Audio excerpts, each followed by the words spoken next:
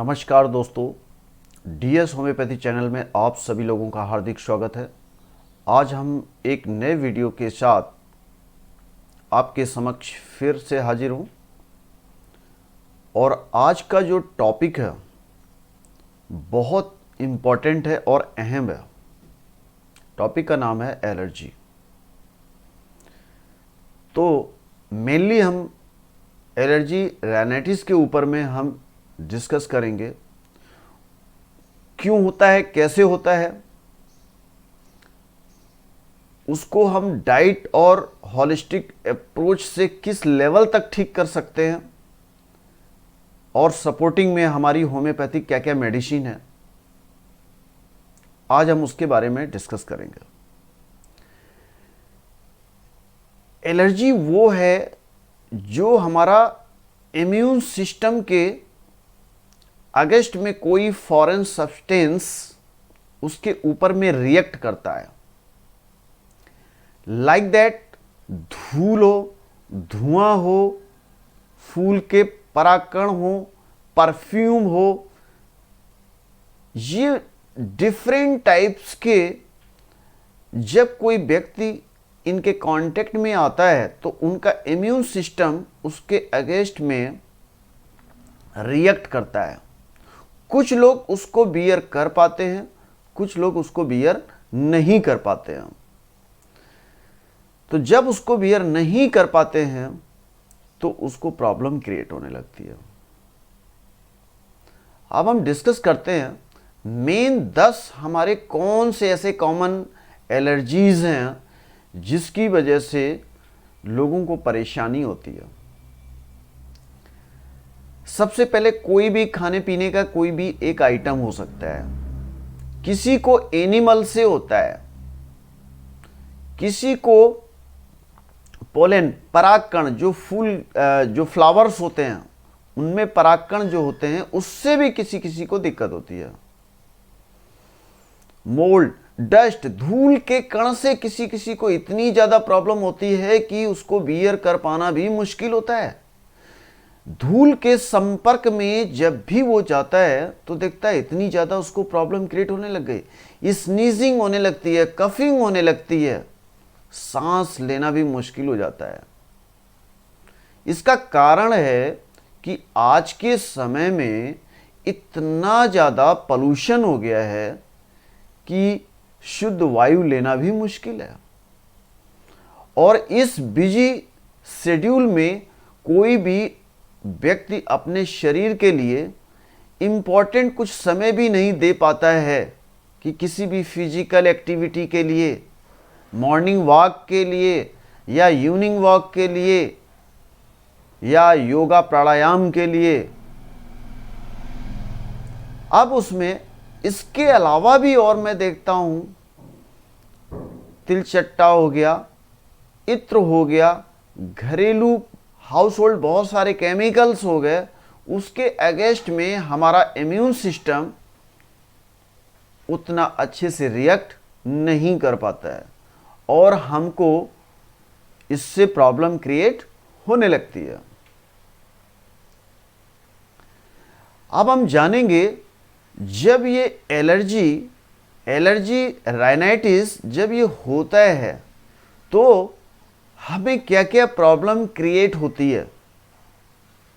अब देखिए, ये पोलन का मीन्स ये है कि जब भी कोई फ्लावर होता है, फ्लावर के ऊपर में जो परागकण होते हैं उनसे किसी किसी को प्रॉब्लम होने लगती है।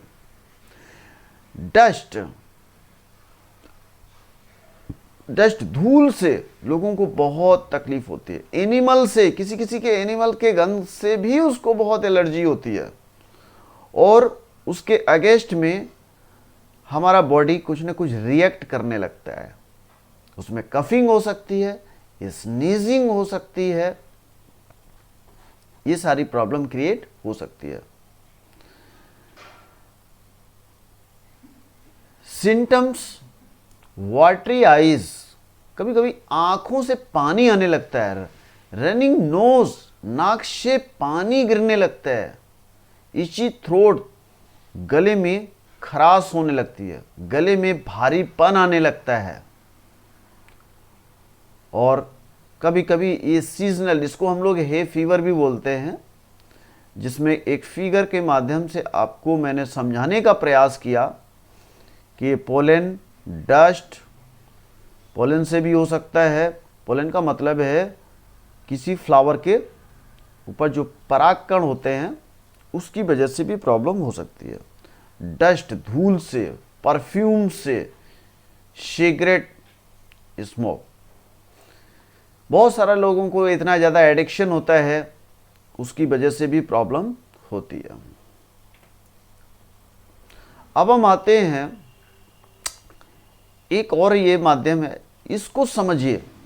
इसमें सिम्टम्स क्या क्या इसमें आपको दिख रहे हैं। स्नीजिंग दिख रही है, इची आइज द कंजक्टिवाइटिस, जिसमें आंखें लाल हो जाती हैं, सोर थ्रॉट इचिंग, गले में दर्द होता है, इचिंग होती है, ईयर पेन, किसी के कान में बहुत सीवियर पेन होने लगता है, स्नोरिंग, माउथ ब्रीदिंग। स्नोरिंग का मतलब यहाँ पर ये है, इसको घर्राटे लेना, तो इसका मतलब है कि जो एयर नली गई उसमें पैसेज थोड़ा श्रिंक हो जाता है, तब वो प्रॉपर ब्रीदिंग नहीं ले पाता है और वो ब्रीदिंग फिर माउथ के माध्यम से लेता है। हेडेक, सर दर्द भी होता है। तो ये कुछ हमारे ये सिम्टम्स हैं जिससे हम आइडेंटिफाई कर सकते हैं कि किसी व्यक्ति को एलर्जी राइनाइटिस है। अब हम आते हैं मेन इंपॉर्टेंट मेडिसिन्स के ऊपर में। पहली मेडिसिन है आर्सेनिक आयोडेटम। मैंने लिखा 0/1, 0/2, 0/3, ठीक है। That is a LM potency, market में अवेलेबल है, किसी फार्मेसी पर भी मिल सकती है। अगर नहीं मिल सकती है तो आप ऑनलाइन भी मिला सकते हैं। आप होम्योडॉट हो गया, 1mg हो गया, आप इनमें देखेंगे वहाँ भी अवेलेबल हो जाएगा, ठीक है। तो ये आर्सेनिक आयोडेटम कब हम देते हैं, ये मेरे क्लिनिकल प्रैक्टिस में सबसे इम्पॉर्टेंट मेडिसिन है, क्रोनिक नेजल कैटर एंड पोलिनिनम। इसका मतलब क्या हुआ, इसमें उसको बार बार छींक आती है और उसको हमेशा एक जुखाम जैसा ही फील होता रहता है, बहुत पुराना होता है, जिसको हम लोग क्रोनिक बोलते हैं। तो उस कंडीशन में आर्सेनिक आयोडेटम बहुत अच्छी मेडिसिन है। ये मेडिसिन कभी धोखा नहीं देती है, रिस्पॉन्स आपको 100% देगी।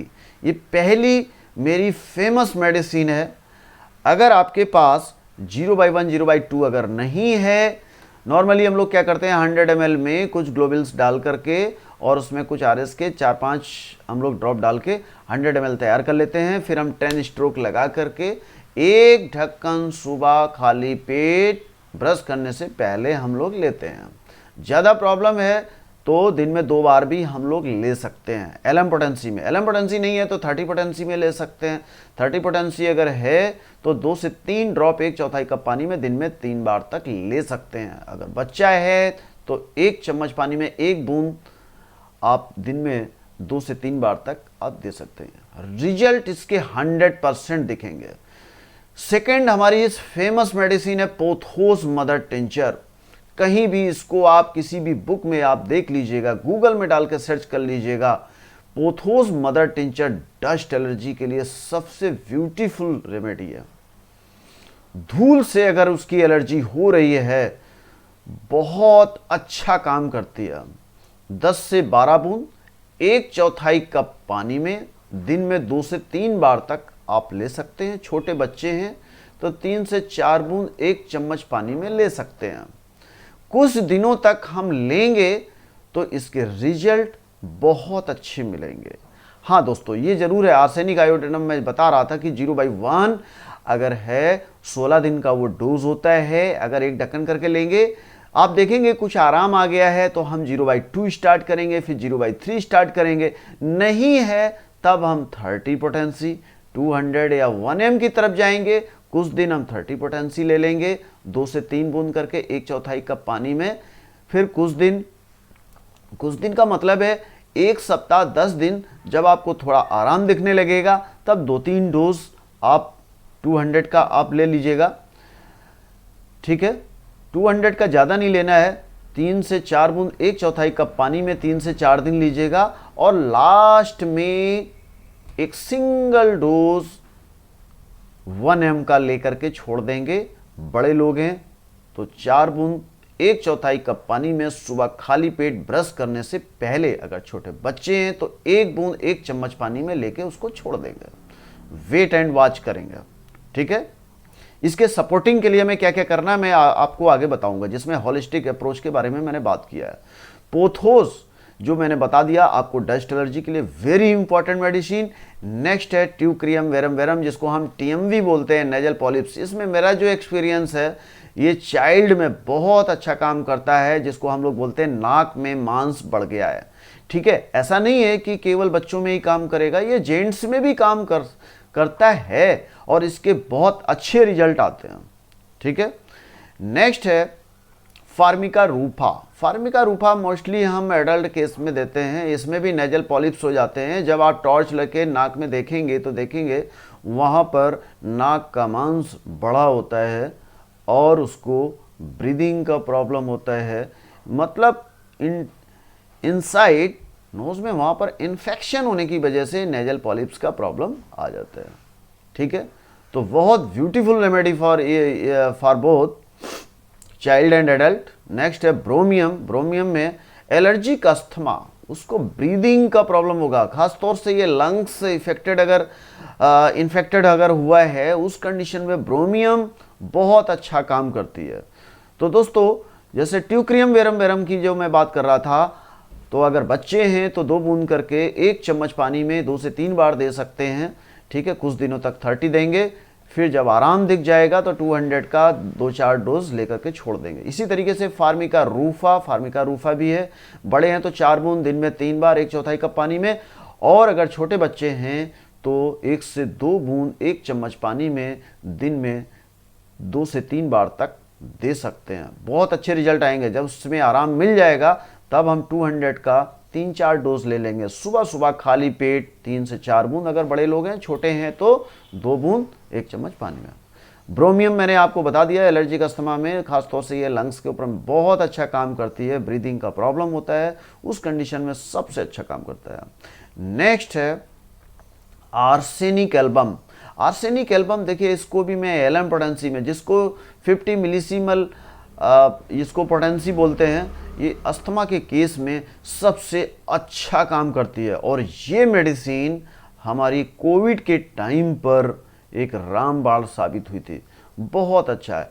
मैं इसमें बहुत सारे सिम्टम्स कवर करते हैं आर्सेनिक एल्बम, ठीक है। तो 0/1 0/2 अगर ये अवेलेबल नहीं है तो हम 6 पोटेंसी से स्टार्ट कर सकते हैं।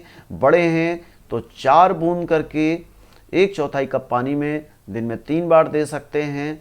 इसी तरीके से कुछ दिनों तक हम देंगे, 1 वीक तक देखेंगे आपको आराम मिल गया है, तब फिर हम 30 पोटेंसी उसमें 3 से 4 बूंद हम लेंगे दिन में 3 बार 1/4 कप पानी में। छोटे बच्चे हैं तो 1 से 2 बूंद, ये ध्यान रखेगा।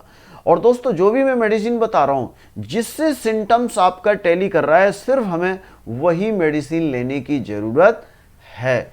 मोस्टली मैं आर्सेनिक आयोडेटम और पोथोस को इस्तेमाल करता हूं, क्योंकि पोथोस मदर टिंचर है, आर्सेनिक आयोड सेंटिसिमल पोटेंसी में है, तो ये हम दोनों भी चला सकते हैं। बट दोनों मेडिसिन में गैप होना चाहिए, कम से कम आधे घंटे का गैप होना चाहिए, ठीक है।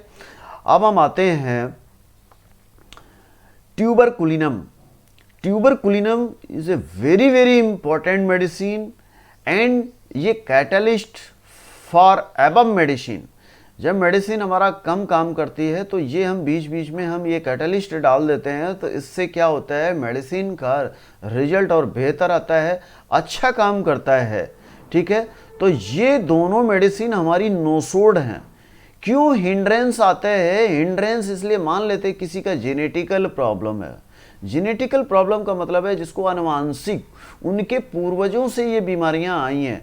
नानी नाना के साइड से हो सकता है, दादी बाबा के साइड से हो सकता है, दादी बाबा का मतलब है कि आपके फादर, मदर फादर में हो सकता है, वो फादर से बच्चे में आ जाता है। तो अगर हम ये देंगे तो काफ़ी हद तक इसमें आपको रिजल्ट देगा। टेंडेंसी बार बार नहीं होगी, उस टेंडेंसी को आपकी जड़ से ख़त्म कर देगा। ठीक है, तो बार बार अगर किसी को सर्दी खांसी जुकाम अगर हो रहा है तो ट्यूबरकुलिनम का एक सिंगल डोज 200 का देंगे। 15 दिन से पहले या 1 महीने से पहले हम उसको रिपीट नहीं करेंगे। सिंगल डोज का मतलब ये हुआ कि 4 बूंद 1/4 कप पानी में आप उसको ले लेंगे, बहुत अच्छे रिजल्ट आएंगे। छोटा बच्चा है तो 1 बूंद 1 चम्मच पानी में लेंगे, बहुत इफेक्टिव होगा। जब उसमें देखेंगे कुछ इंप्रूवमेंट हुआ है, फिर हम ट्यूबरकुलिनम का 1 ml का एक सिंगल डोज लेकर के छोड़ देंगे। 1 महीने तक हम रिपीटेशन नहीं करेंगे। अगर ज़रूरत पड़ती है तो ही हम रिपीटेशन करेंगे, अदरवाइज हम रिपीटेशन नहीं करेंगे। ट्यूबरकुलिनम का छोटा भाई बैसिलिनम है। इसमें जो मेरा जो क्लिनिकल प्रैक्टिस है उसमें टेंडेंसी कैच कोल्ड के साथ में अगर अस्थमा का प्रॉब्लम है, बहुत अच्छा रिजल्ट देता है। ठीक है, तो 200 का सिंगल डोज लेंगे। कुछ दिनों के बाद में 15 दिन 1 महीने के बाद में 1 ml का एक सिंगल डोज दे करके हम छोड़ देंगे। मैक्सिमम केसेस में 200 से ही प्रॉब्लम हमारी शॉर्ट आउट हो जाती है। ये ट्यूबरकुलिनम और बैसिलिनम ये रेगुलर या डेली बार बार हमको नहीं लेना है। एक डोज 1 महीने में दैट इज सफिशिएंट। अगर 200 ले रहे हैं तो 4 बूंद 1/4 कप पानी में एक बार ले लीजिए, इसके बाद छोड़ दीजिए। 1 महीने तक आप मत करिए। इसके साथ साथ जो सपोर्टिंग मेडिसिन चल रही थी उसको आप इस्तेमाल कर सकते हैं, लेकिन जिस दिन ये आप लेंगे मेडिसिन उस दिन ये आर्सेनिक आयोड या पोथोस हम नहीं लेंगे। ठीक है, तो ये सपोर्टिंग मेडिसिन पोथोस आप रख सकते हैं। मोस्टली ये मैक्सिमम केसेस में एलर्जी राइनाइटिस में बहुत अच्छा काम करती है। बाकी एक पोटेंसी उसमें सेलेक्ट कर लेंगे अकॉर्डिंग टू योर सिम्टम्स। ठीक है, अब हम आते हैं ammonium carb. Ammonium carb very very important. जब हमारी नोज ब्लॉक हो जाती है, रात में सोते हैं, खासतौर से राइट साइड में दाहिने तरफ की, देखते हैं सांस लेने में भी तकलीफ होती है, नहीं ले पा रहे हैं, नाक बंद हो जाती है और मुंह से हम ले रहे हैं, that is ammonium carb. 30 potency है तो 4 बूंद 1/4 कप पानी में दिन में 3 बार हम ले सकते हैं। छोटे बच्चे हैं तो 2 बूंद 1 चम्मच पानी में ले सकते हैं। ठीक है, नेक्स्ट है natrum sulph. Natrum sulph wonderful remedy, खासतौर से जो डैम्प एरिया होता है, जहां नमी रहती है आसपास या घर में, क्रोनिक एलर्जी, बहुत क्रोनिक एलर्जी है, उस कंडीशन में हम नेट्रम सल्फ का प्रयोग करते हैं, बहुत अच्छे रिजल्ट आते हैं। 12x का मतलब हो गया ट्राइचुरेशन, जो टेबलेट फॉर्म में आती हैं वो अगर रहेंगी तो हम 4 टेबलेट करके दिन में 3 बार 3 से 4 दिन तक ले लेंगे। रिजल्ट जब आते हैं तो हम वेट एंड वॉच करेंगे। ठीक है, अगर ज़रूरत पड़ता है तब आप उसको रिपीट कर लीजिएगा। 4 गोली करके दिन में 3 बार। इसके ऊपर में ल्यूक वार्म वाटर अगर हाफ कप लेंगे, बहुत अच्छे रिजल्ट आएंगे। डाइल्यूशन फॉर्म में 200 CH, यानी कि अगर हमें डाइल्यूशन फॉर्म में है, लिक्विड फॉर्म में है, तो हम इसका सिंगल डोज लेकर वेट करेंगे। ठीक है, रिजल्ट अगर नहीं आते हैं तो 2 से 3 डोज और दे देंगे, फिर हम इसके बाद में वेट करेंगे रिजल्ट के लिए। बहुत अच्छे रिजल्ट आते हैं। ये मेडिसिन बार बार रिपीट नहीं करनी है, इसीलिए मैं बोलता हूँ कोई भी मेडिसिन लेनी है अपने आसपास या नज़दीकी चिकित्सक से सलाह लेके ही इन मेडिसिन का प्रयोग करें। फिर भी अगर नहीं समझ में आता है तो मेरा डिस्क्रिप्शन बॉक्स में मेरा कॉन्टैक्ट नंबर है, आप फ़ोन कर सकते हैं, मैं आपको गाइड करूंगा। नेक्स्ट है हिस्टामिनम। हिस्टामिनम बहुत इंपॉर्टेंट मेडिसिन है, खास तौर से जब डस्ट, धूल, धुआं, परफ्यूम, स्प्रे वगैरह से उसको जब तकलीफ होता है तब हम हिस्टामिनम 1 ml का प्रयोग करते हैं। ज़्यादा नहीं, 2 से 3 डोज हम हिस्टामिनम की ले लेंगे। 4 बूंद 1/4 कप पानी में सुबह सुबह खाली पेट। आप वेट करेंगे, बार बार रिपीट करने की जरूरत नहीं है। 1 डोज लेके हम रिपीट उसको वेट करेंगे।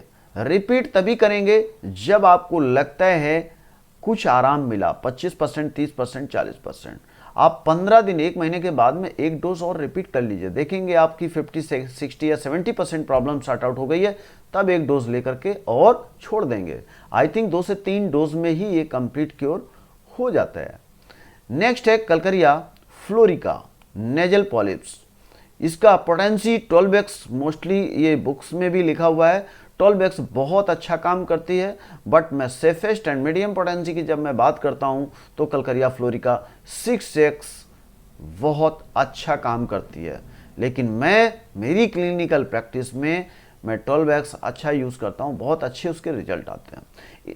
दोस्तों, मैं पेटेंट मेडिसिन का कभी मैं जिक्र करता नहीं हूं, लेकिन मेरी क्लिनिकल प्रैक्टिस में स्टार्टिंग में मैंने देखा R84 जो डॉक्टर रेकवे की आती है, ये बहुत अच्छा एलर्जी के केस में ये काम करती है।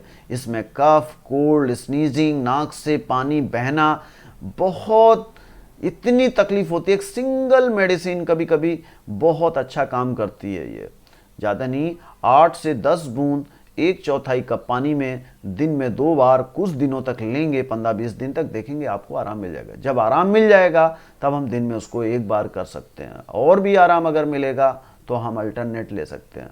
मेडिसिन को कभी भी, कोई भी मेडिसिन आपको लगातार नहीं लेनी है, ठीक है। तो दोस्तों, आई थिंक ये कुछ होम्योपैथिक मेडिसिन थी, आप लोगों को अच्छे से समझ आई होंगी।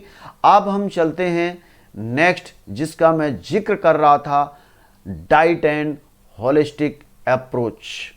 अब अगर यहां पर हम आते हैं, पहला जो आपको ये फिगर दिख रहा है, दैट इज, इसका मतलब है किसी स्विमिंग पूल में हैं आप, वो नहा रहे हैं।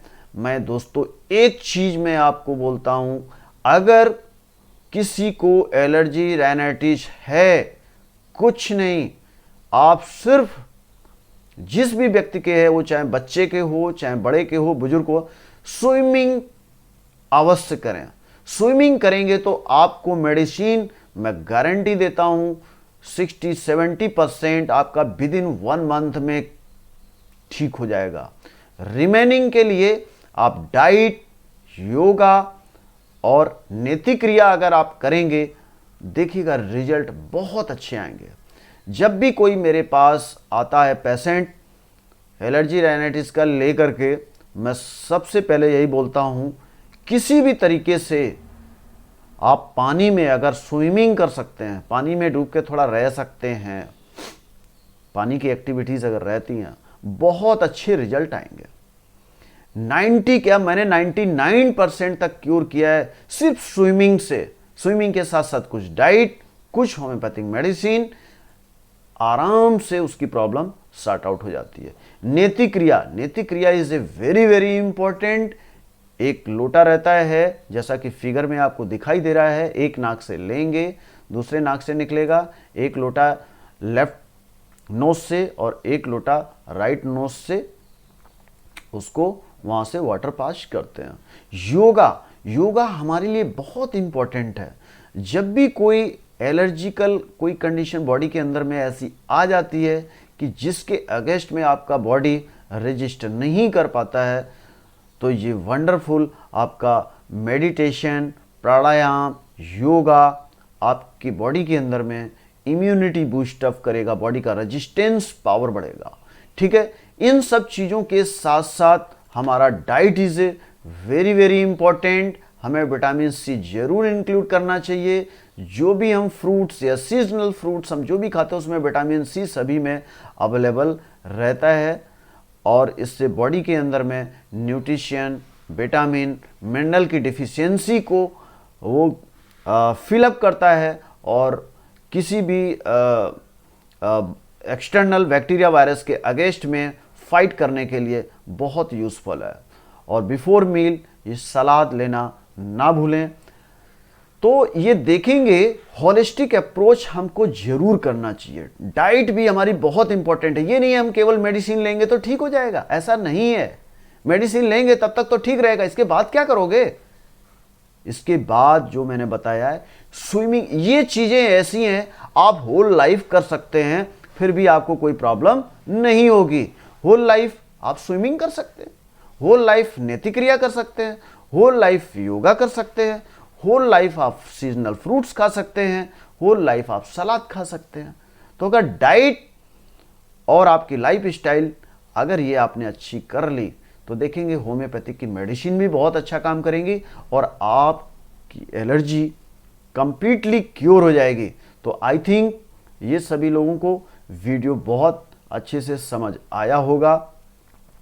और मैं आप लोगों से फिर कहना चाहूँगा जो हमारे इस चैनल में पहली बार आए हैं, अगर आपको मेरा वीडियो अच्छा लगा है तो आप हमारे चैनल को सब्सक्राइब, शेयर, लाइक ज़रूर करिएगा। हाँ दोस्तों, कमेंट्स देना मत भूलिएगा। आपके कमेंट्स के लिए मैं वेट करता हूँ। और अगर आपको लगता है कि नेक्स्ट वीडियो हमारी क्या होनी चाहिए, आप सजेस्ट करेंगे, हम ज़रूर उस वीडियो पर काम करेंगे। ठीक है, okay, thank you so much. जय हिंद, जय भारत।